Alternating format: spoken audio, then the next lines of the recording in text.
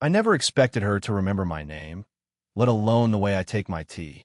It started in my best friend's kitchen, not in some dramatic way, just the usual Friday night routine. His place, leftovers in the fridge, the TV humming even when nobody was watching it. I'd been there so many times the house felt like an extension of his voice. Loud when he was around, quiet when he wasn't. That night, he wasn't home yet. She was. Tea? She asked from the stove, not looking at me at first. Just the sound of the kettle building toward something. Yeah, if it's not trouble. It's hot water, she said. You'll survive. She remembered I didn't take sugar. I noticed that. I noticed small things. I don't always say them. She stood at the counter in soft house clothes. Nothing intentional, nothing dramatic. Her hair loosely tied, reading glasses resting low on her nose. She looked like someone who had already lived a whole day before I showed up. I like that. I don't know why. I folded a napkin in half, then in half again. I wasn't even eating anything. You're quiet tonight, she said. I'm always quiet. She glanced at me then. Not long. Just enough to check if I meant it. I shrugged. Long week. She handed me the mug. Our fingers didn't touch. I noticed that too. The kitchen clock ticked louder than it should have. Or maybe it was just that nothing else was happening. I've been spending more time there lately. My own apartment felt temporary. Mattress on the floor, one fork, laundry in a chair instead of a basket. Sometimes I'd sit on the edge of my bed, scrolling through my phone, typing messages I wouldn't send. Old conversations. Half-written apologies. I'd delete them and tell myself I was fine. At his house, I didn't feel as aware of the silence. She leaned against the counter across from me, arms loosely folded. You eating properly? Define properly. She smiled small sideways. Vegetables. Food that isn't beige. I had fries yesterday. They were slightly golden. She shook her head. That's not how that works. It wasn't flirting. It didn't feel like that. It felt like something steadier. Like she was adjusting the room temperature without making it obvious. I caught myself watching her hands while she talked. The way she rubbed her thumb against the rim of her own mug. The faint line where her wedding ring used to be. I'd noticed that months ago. Nobody ever mentioned it. Your friend's running late, she said. Yeah. He texted. Said traffic. She nodded. Then, quieter, almost to herself, he never notices traffic until he's already in it. I didn't know what to say to that. So I didn't. There was something about the way she looked at me. Not intense, not inappropriate. Just attentive. Like she was listening even when I wasn't speaking. Are you sleeping okay? She asked suddenly. I let out a small laugh. Is it that obvious? You look tired around the eyes. I looked down at my tea. It's nothing. She didn't push. That was the thing. She never pushed. She'd ask, then let the silence sit there like an option. My phone buzzed on the table. I glanced at it automatically. Not the text I was half expecting. Just a delivery notification. Waiting on someone, she asked. No, just habit. She nodded like she understood more than I'd said.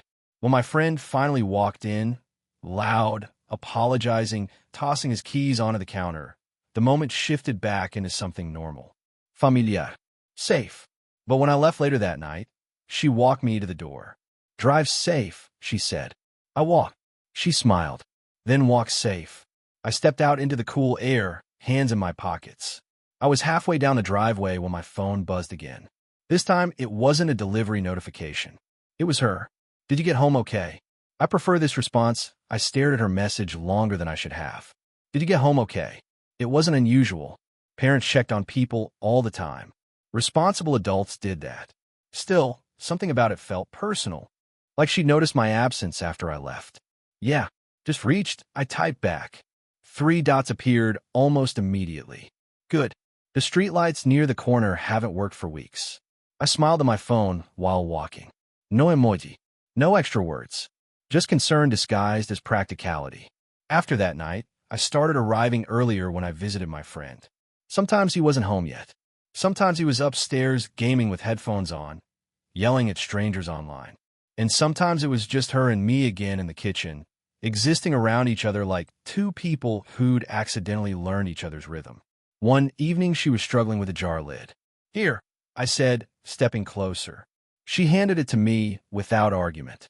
I opened it easily and placed it back on the counter. Our hands brushed this time. Quick accidental. She didn't pull away immediately. "Show off," she said softly. "I loosened it earlier," I joked. She laughed under her breath, shaking her head. The sound lingered longer than the joke deserved. We made tea again. It had quietly become our thing. She sat across from me at the table instead of standing. That felt different, more equal somehow. Less like I was her son's guest, and more like just another person sharing the evening. "You remind me of someone," she said suddenly. I looked up. "Who?" She hesitated, eyes settling on her mug. "Myself, when I was younger."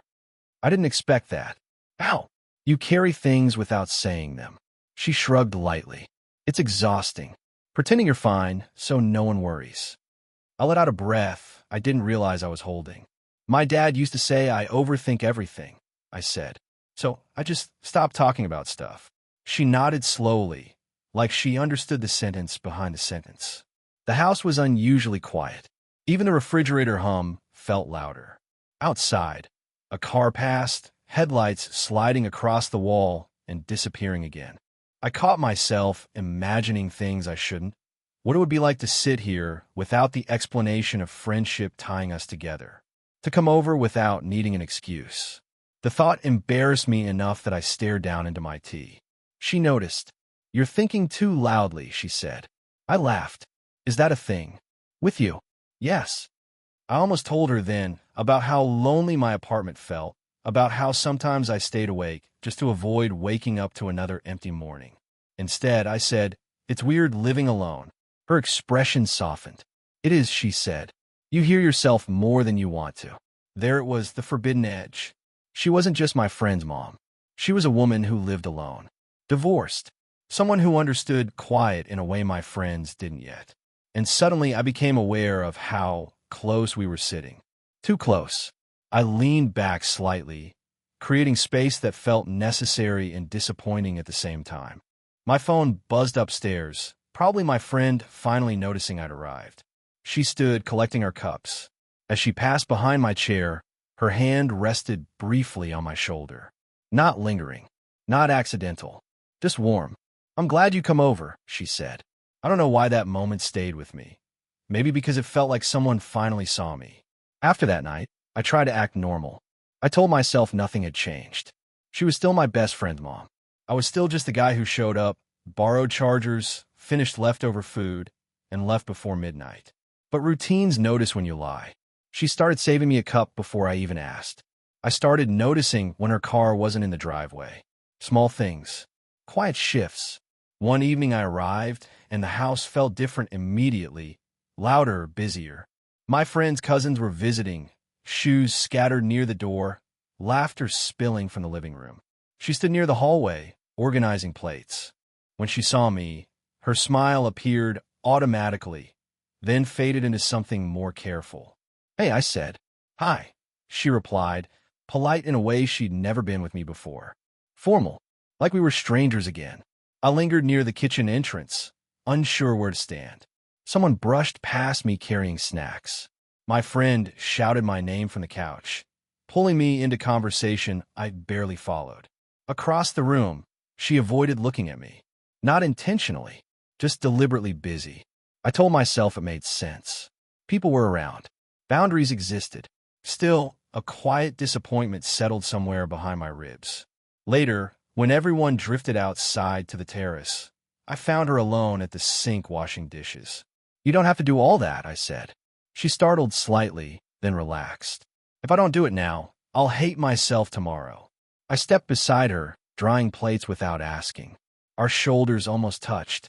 For a moment, it felt like before. Comfortable silence. Water running.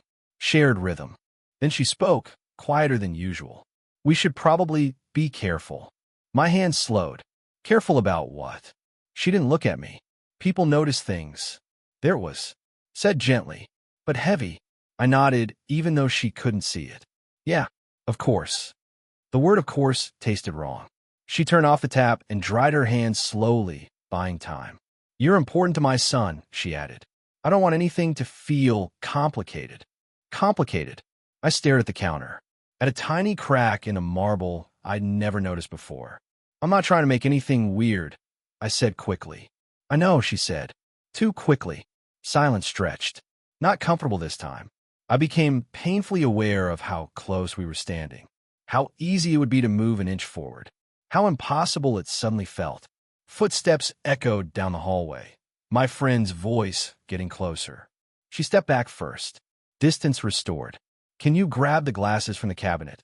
She asked, tone shifted back to practical. I did. We worked side by side like nothing had happened. But everything had. Later that night, as I was leaving, she followed me to the door again. The house behind us buzzed with noise, but the entryway felt sealed off from it. Drive safe, she said automatically. I åkt, I replied. A small smile. Familiar. Careful. Neither of us moved to open the door right away. Her hand reached for the handle at the same time mine did. Our fingers touched, fully this time. She didn't pull away. I looked at her. Really looked. Her eyes lifted to mine, searching, uncertain, like she was about to say something she couldn't afford to say. I leaned closer without deciding to. She inhaled sharply. For a second, just one, the world narrowed to the space between us. Then voices laughed loudly from the living room. She stepped back. Good night, she said, almost a whisper. The door closed gently between us, leaving the almost hanging in the air. The distance lasted about a week. Not intentional, just absence shaped like restraint. I stopped coming over as often. Told my friend I was busy. Work, deadlines, things that sounded reasonable even to me. The truth was simpler. I didn't know how to walk into that house anymore without feeling the weight of what almost happened. And then she called. Not a text. A call. I stared at my phone before answering. Hello. Her voice came softer than usual. I hope I didn't interrupt anything. No. No, it's fine. A small pause. I could hear wind on her end. Your friend's out with classmates, she said. I was just walking. The park near the old bakery. Another pause. I thought you might want some air too. She didn't ask directly. She never did. I found myself there 15 minutes later. She sat on a bench under a dim streetlight, coat wrapped close around her. The night felt colder than it should have been. Or maybe I just noticed it more around her. You came, she said. Yeah. I sat beside her, leaving careful space between us. Cars passed occasionally. Leaves scraped along the pavement. Somewhere a dog barked and then stopped. Ordinary sounds filling an extraordinary silence. For a while, neither of us spoke. She watched people walking by, hands folded in her lap. I noticed how tired she looked, not physically, but emotionally, like someone holding too many thoughts at once. I miss talking to you, she said finally. The honesty landed quietly but heavily. I didn't want to make things harder, I replied. For who? She asked. I didn't answer. She exhaled slowly. I keep telling myself this is nothing. Just conversation. Just kindness. Her voice faltered slightly. But I wait for you to come over, she admitted. And when you didn't, the house felt different. I looked down at my hands. My instinct was to lighten the moment, make a joke, escape the seriousness. But nothing came. I tried staying away. I said. I thought maybe if I did, it would reset. Did it? I shook my head. The air between us tightened. Not uncomfortable, just honest. She laughed softly, almost embarrassed. I'm too old to feel confused like this. You're not. She raised a hand gently, stopping me. No, let me finish. Her eyes met mine now, steady but vulnerable. I know what this looks like. I know what people would think. My son trusts you. You're starting your life. I should be the responsible one. A breath. And yet, when you look at me, I don't feel invisible. The words settled somewhere deep inside me. I swallowed. You don't feel invisible to me. Silence again. Longer this time. She studied my face like she was memorizing something she might soon lose. Her hand shifted slightly on the bench, closer to mine, but not touching. I don't know where the line is anymore, she said quietly. Neither did I. I imagined leaning in, closing the distance, ending the uncertainty. The thought felt inevitable and dangerous. Her gaze dropped to my lips for half a second before she caught herself. Then she asked, barely above a whisper, "What are we doing?" I didn't answer her question. Not really. We sat there for a long time after she asked it. Long enough for the streetlight, to flicker once, long enough for the cold to settle into our hands. Eventually she smiled faintly, like she regretted saying it aloud. "We should go," she said. "It's late." And that was it. No confession, no decision. Just two people standing up carefully, as if sudden movement might break something fragile. She walked ahead of me toward her car. "Good night," she said before getting in. "Good night." I watched her drive away, half expecting her brake lights to glow again, to stop, to reconsider. They didn't. The next week changed everything. She stopped texting first. No small check-ins. No "did you eat?" No casual questions disguised as practicality. When I came over, she stayed busy, always on the phone, always halfway up the stairs, always finding reasons not to sit in the kitchen with me. Polite, kind, distant. At first I thought I imagined it. Then my friend mentioned it casually. "Mom's been weird lately," he said while scrolling through his phone. "She's meeting someone, I think." I laughed automatically. "What?" "Yeah, some old colleague or something. She's been going out more." The words hit strangely. Not pain exactly, just displacement. "Oh," I said. He didn't notice anything in my voice. Why would he? That evening she came home while we were watching TV. Dressed nicer than usual. Hair done differently. A faint trace of perfume lingered as she passed through the room. She smiled at us both. Equal smiles. "Don't wait up," she said lightly. The door closed behind her. I stared at the TV without seeing it. My friend kept talking about a game release, completely unaware that something inside me had shifted off balance. Later, I found myself standing in the kitchen alone. Her mug sat drying near the sink. I turned it slightly with my fingers, aligning it with nothing in particular. I imagined asking her about it. "Are you seeing someone? Was that night just a mistake? Did I misunderstand everything?" But I didn't ask. Instead, I started coming over less again. Not intentionally, just avoidance disguised as busyness. Days passed, then more. One night my phone lit up with her name. I stared at it until the ringing stopped. A minute later, a message appeared. "Haven't seen you in a while. Hope you're okay." I typed a reply. "Yeah, just busy." I deleted it. Typed again. "I didn't know you were deleted." The cursor blinked at me, waiting for honesty I couldn't send. Across town, she was probably sitting in her quiet living room, waiting without admitting she was waiting. I placed the phone face down. I didn't feel heartbroken. I felt paused, like life forgot to finish the sentence. That night, I drove past their street without planning to. Her house lights were on upstairs. The kitchen window glowed warm against the dark. I slowed. For a moment, I considered parking, walking up, knocking. Instead, I kept driving. Behind me, the porch light stayed on, and the seat at her kitchen table remained empty. It was raining the night. I finally went back. Not dramatic rain, just steady, patient drops, the kind that made the streets shine and slowed everything down. I told myself I was only returning a book my friend had lent me. A normal reason, something harmless.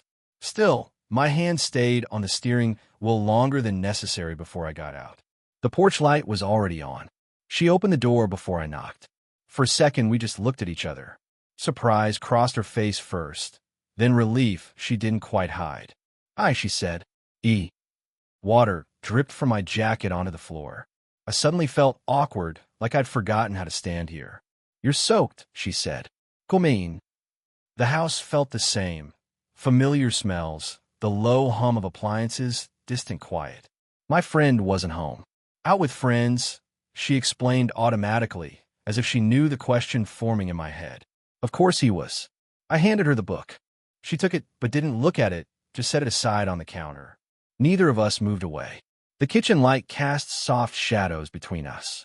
I noticed her hands resting against the counter edge, fingers curled slightly, like she was holding herself steady. "I wasn't sure you'd come back," she said. "I wasn't sure I should." She nodded slowly. No argument. The silence stretched, heavy but honest. "I thought maybe I crossed the line," she said. "At the park." "You didn't," I replied quickly. Then softer, "I just didn't know how to exist after that." Her eyes lifted to mine. Tired. Open. "I tried to fix it," she admitted. "Started seeing someone. Nothing serious. Just proof to myself that my life made sense." The words landed gently but firmly. And I asked. She gave a small, almost embarrassed smile. I kept comparing conversations to ours. Something in my chest tightened. Rain tapped against the windows. Somewhere a clock ticked.